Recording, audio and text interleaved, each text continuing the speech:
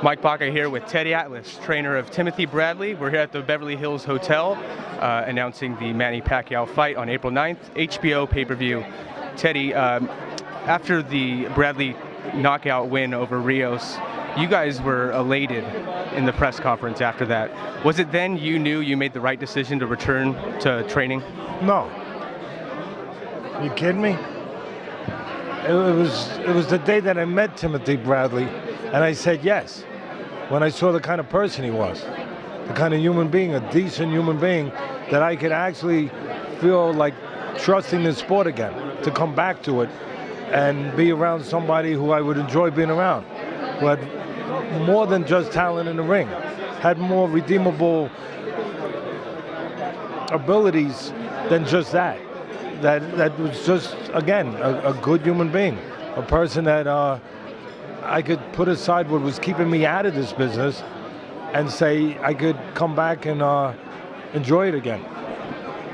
Aside from being the good person Bradley is, he's also one of the very few warriors in the sport these days.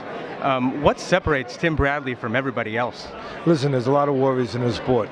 To correct you, I think there's a lot of warriors in the sport, but it's a matter of to what degree, to what level, and how they match their abilities with that heart, with that courage. You step in that ring, you got courage, more than the ordinary guy. Then it's a matter of degrees, of how much. All these fighters have courage, all of these. But for Timothy Bradley, you know, it's about having a long memory, never forgetting what he didn't have when he didn't have it, and how important it was to him at that point to get to where he wanted to get to, and how important it is to never forget that. And when you never forget that, you dig deep, you dig real deep, because you know what you could lose. Are you excited about the challenge Manny Pacquiao presents to you both? You and Tim, and what do you expect from him? Ask Manny Pacquiao if he's excited about the challenge that Timmy presents to him, because I listen. We appreciate the opportunity. We're appreciative people. We try to be decent people by the way we live, not the way we talk, or by our actions, and not just our gestures. You know, we appreciate, I know I am, and he's appreciative of this opportunity to fight a guy who's been one of the best fighters in the last decade, to get into that kind of arena and to show how good you are, you know, and to, you know, to, as I said up on the stage before, when you start this business as a trainer, as a fighter, you want to be the best. You want to be in Super Bowls. Super Bowl's coming up, right? You want to be in, so it's a good thing to use as an analogy, maybe. You want to be in Super Bowls. You want to be in the biggest fights with the best, and that's what you aspire towards.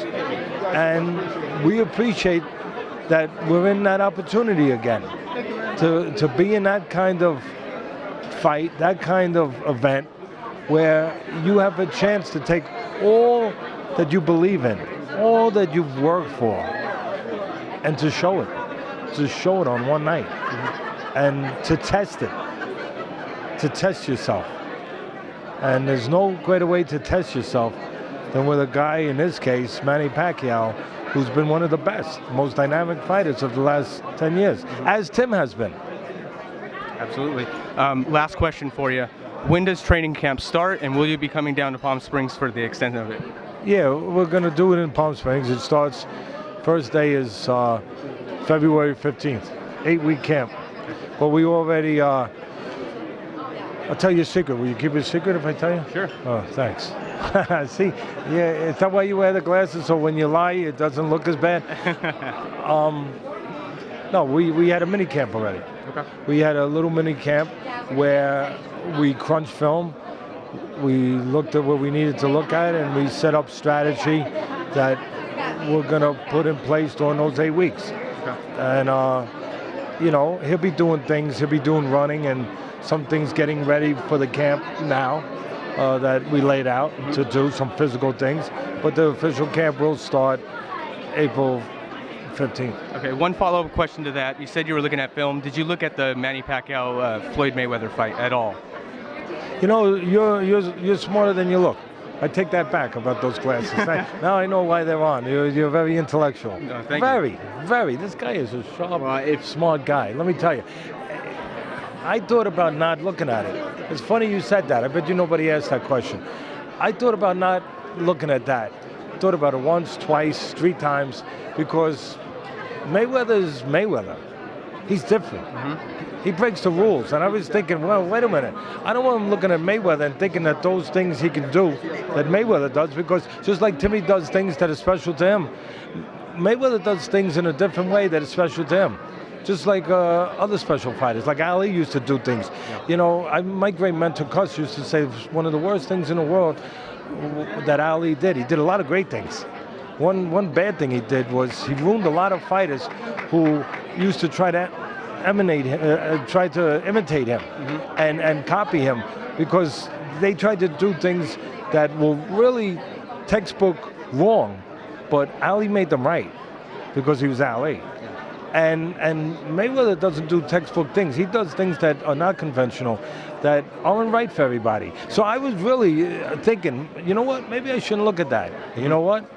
I looked at it. Because at the end of the day, I have a smart fighter that I really do believe in. And I thought that just the way I explained it to you, that he would understand that.